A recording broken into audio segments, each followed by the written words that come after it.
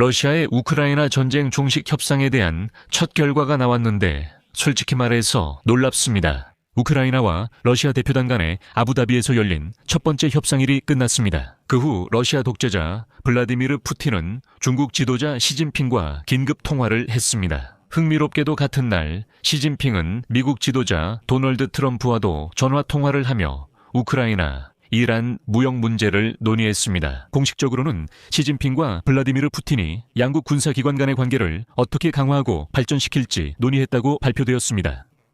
비공식적으로 푸틴은 시진핑과 우크라이나에 대한 협상 입장에 대해 논의했습니다. 한편 미국 소식통들은 오늘 아부다비에서 열린 우크라이나, 미국, 러시아 대표단 간의 협상이 이전에 예상했던 것보다 더 유망한 결과를 가져올 수 있다고 확신하고 있습니다. 더 나아가 워싱턴에서는 군사행동이 이미 봄에 멈출 수 있을 정도로 돌파구가 있을 것이라고 전망하고 있습니다.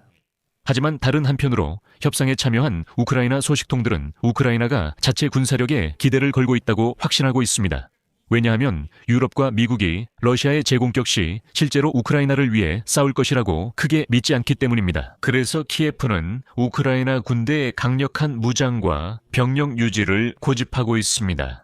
그리고 여기서 러시아 외무장관 세르게이 라브로프는 만약 우크라이나가 자국 영토에 유럽군 배치를 동의한다면 키예프는 평화를 원하지 않는 것이라고 주장했습니다. 동시에 가까운 시일 내에 우크라이나와 러시아 간의 대규모 포로 교환이 이루어질 수 있다는 희망적인 소식도 전해졌습니다. 한편 미국 대통령 도널드 트럼프는 블라디미르 푸틴이 에너지 휴전에 관한 약속을 지켰다고 확신하고 있습니다. 하지만 그의 발언을 러시아 국방부가 반박하며 미국 대통령이 주장한 것처럼 휴전이 일주일간 지속된 것이 아니라 실제로는 4일간만 이어졌다고 분명히 밝혔습니다. 이제 아부다비 협상 첫 결과를 살펴보겠습니다. 협상 중 어떤 일들이 있었고 무엇이 논의됐으며 양측이 발표한 돌파구를 알아보겠습니다. 제 이름은 알렉세이 패치입니다. 함께 이 주제에 대해 이야기해봅시다. 하지만 시작하기 전에 채널 구독과 좋아요, 그리고 이 영상 아래에 댓글을 남겨주시면 감사하겠습니다. 그리고 제 텔레그램 채널 패치 뉴스도 꼭 구독해주세요. 링크는 이 영상 설명란에 있습니다. 거기에는 이 유튜브 채널을 후원할 수 있는 플랫폼과 계좌 정보도 있으니 후원이나 유료 구독으로 채널을 지원해 주실 수 있습니다. 여러분의 지원에 진심으로 감사합니다. 자, 우크라이나, 미국, 러시아 대표단이 아부다비에서 진행 중인 평화협상의 첫날을 마쳤습니다. 협상은 5시간 조금 안 되게 진행되었고 내일 다시 이어질 예정입니다. 그리고 주목할 점은 양측이 이번 회담을 갖게 된 배경에는 에너지 휴전이 진행되는 가운데 러시아군이 한파가 절정일 때 우크라이나 에너지 시설을 대규모로 공격한 사건이 있었다는 것입니다. 여기서 중요한 점을 말씀드리겠습니다. 전날 우크라이나 대통령 볼로디미르 젤렌스키는 블라디미르 푸틴에게 도널드 트럼프가 직접 요청했던 에너지 휴전을 러시아가 파기했다고 밝혔다는 점을 상기시켜 드립니다. 즉, 휴전은 일주일간 예정됐지만 미국 발표와 달리 실제로는 4일도 안 돼 끝났다는 의미입니다. 그리고 도널드 트럼프는 이에 대해 다음과 같은 말로 답했습니다. 인용합니다. 휴전은 일요일부터 일요일까지 이어졌고 끝났으며 지금 푸틴이 그들에게 강력한 타격을 가했습니다. 푸틴은 약속을 지켰습니다. 일주일은 긴 시간입니다. 우리는 무엇이든 받아들일 것입니다. 정말 춥습니다. 첫째로, 세계에서 가장 강력한 나라, 미국의 대통령이 대머리 독재자 블라디미르 푸틴에게 우리는 무엇이든 받아들이겠다고 말하는 건 정말 수치스러운 일입니다. 그리고 두 번째로, 도널드 트럼프가 휴전이 일요일부터 일요일까지 계속됐다고 한 발언은 러시아 국방부에서 강하게 반박했습니다. 도널드 트럼프의 발언에 따르면 에너지 휴전은 1월 25일부터 2월 1일까지 지속됐습니다. 하지만 러시아 국방부의 공식 발표는 그와 반대되는 내용을 담고 있습니다. 우크라이나 에너지 시설에 대한 공격은 최소한 1월 25일, 26일, 27일에도 계속되었으며 이 기간 동안 니콜라예프, 하르키우, 오데사, 드니프로페트롭스크, 도네츠크 지역의 에너지 시설이 타격을 입었다고 보고되었습니다. 특히 하르키우 지역에서는 주민의 최대 80%가 정전 상태에 놓였습니다. 러시아 국방부는 1월 28일부터 에너지 시설 공격에 대해 언급하지 않기 시작했고 1월 29일에는 도널드 트럼프와 볼로디미르 젤렌스키가 일주일간의 중단을 발표했으며 크렘린은 조금 뒤에 이를 확인했습니다. 그럼에도 불구하고 2월 초에 러시아는 대규모 공격을 재개했습니다. 키이우에서는 한파가 절정일 때 수천 채의 가정이 전기가 끊겼고 볼로디미르 젤렌스키는 이를 블라디미르 푸틴의 약속 위반이라고 말했습니다. 이렇게 러시아 공식 기관들의 발표는 도널드 트럼프가 에너지 휴전이 실제로 지켜졌다고 한 말과 모순됩니다. 하지만 트럼프 논리대로라면 푸틴은 다시 약속을 지켰고 휴전은 2월 25일 일요일부터 시작됐습니다. 하지만 최소한 25일, 26일, 27일에는 그랬습니다. 이 세 날 동안 러시아는 에너지 시설을 타격했고 이에 대해 러시아 국방부가 보고했습니다. 하지만 아부다비에서의 협상으로 돌아가 보겠습니다.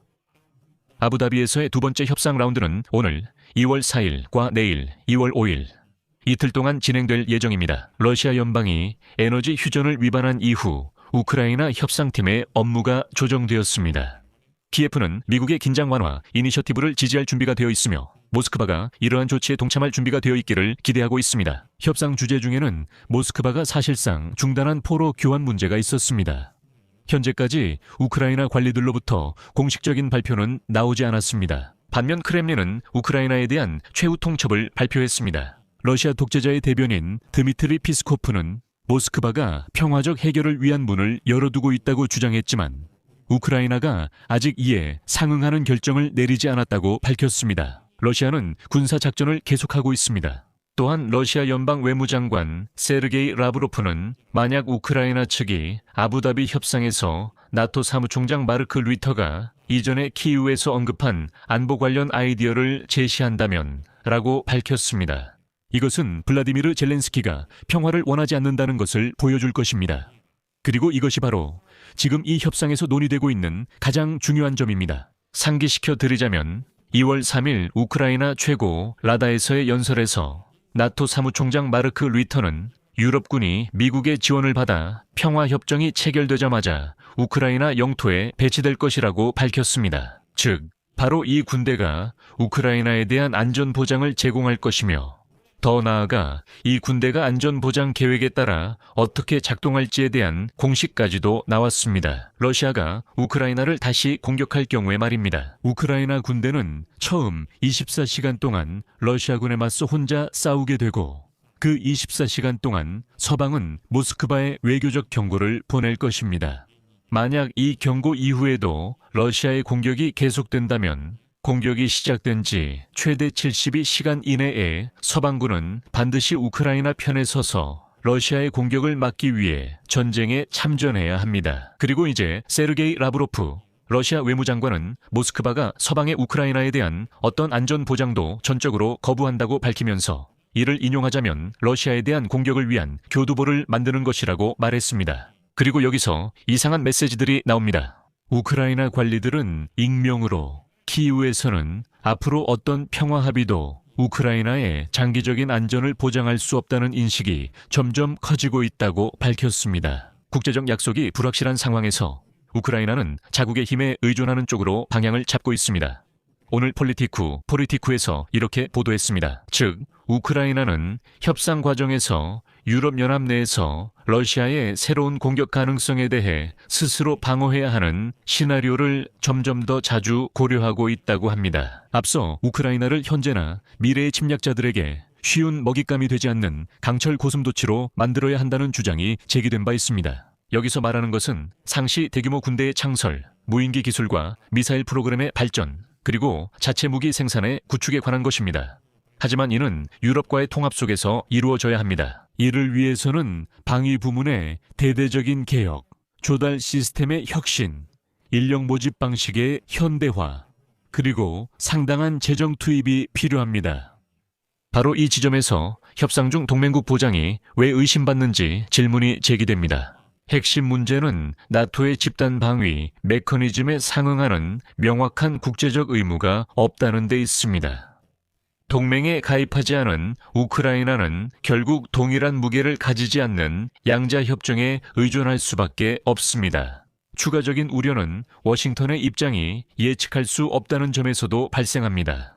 한편으로는 미국 의회가 안전보장을 비준해야 하며 그렇게 되면 그것이 반드시 이행되어야 합니다. 하지만 도널드 트럼프가 우크라이나 때문에 러시아와 전쟁을 시작할 것이라고 상상하기는 어렵습니다. 더 나아가 도널드 트럼프가 휴전 위반에 대해 러시아의 새로운 제재조차 도입하지 않을 것이라는 점도 이미 분명합니다. 하지만 트럼프 입장에서 푸틴이 에너지 휴전 문제에서 실제로 약속을 지키지 않았는데도 약속을 지켰다고 한다면 어떻게 될까요? 그리고 트럼프가 뭐든 받아들이겠다고 말할 때 이런 상황에서 같은 도널드 트럼프가 러시아가 다시 공격할 경우 우리가 약속했잖아 라고 말할 거라고 기대하기는 정말 어렵습니다. 전쟁 참전 가능성은 매우 낮다고 생각합니다.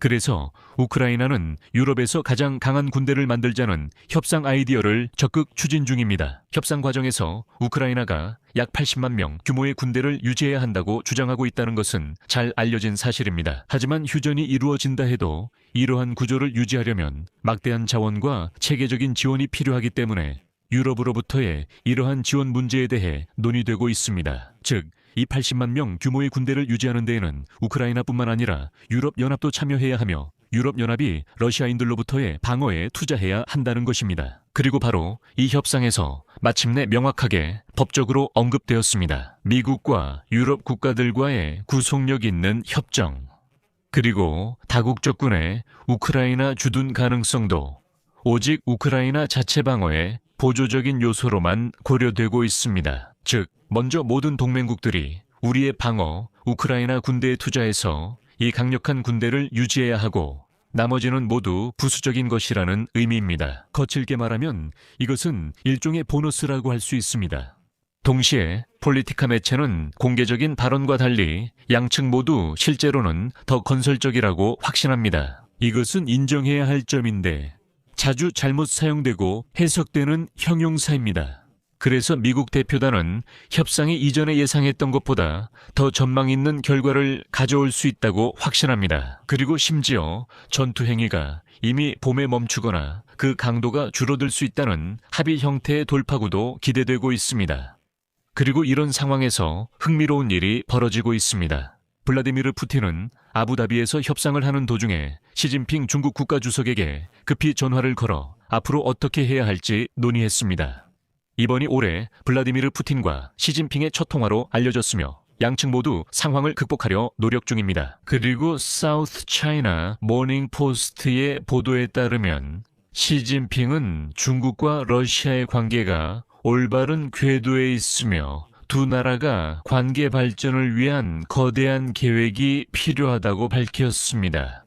푸틴은 시진핑에게 중러 관계가 전 세계적인 혼란 속에서 안정화 요인이라고 밝혔습니다. 하지만 그들이 논의한 또 다른 주제는 러시아의 우크라이나 전쟁과 관련된 협상 입장이었다는 것도 알려져 있습니다. 하지만 이 대화 뒤에는 더 큰 의미가 있었습니다. 왜냐하면 같은 날 시진핑이 미국 대통령 도널드 트럼프와 전화 통화를 했기 때문입니다. 그리고 미국 대통령은 자신이 중국 지도자와 무역, 군사 문제, 4월에 있을 트럼프의 중국 방문, 러시아의 우크라이나 전쟁, 이란 문제, 그리고 베이징의 미국산 석유 구매 문제를 논의했다고 밝혔습니다. 이렇게 트럼프, 시진핑, 푸틴의 3자 대화는 아부다비에서의 협상과 맞물려 매우 중요합니다. 하지만 이 주제는 다음 방송에서 이 채널을 통해 더 자세히 다루겠습니다.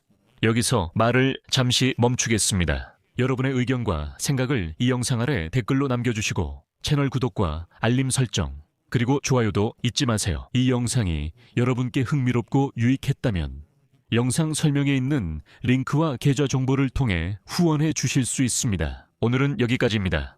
건강 챙기시고 안녕히 계세요.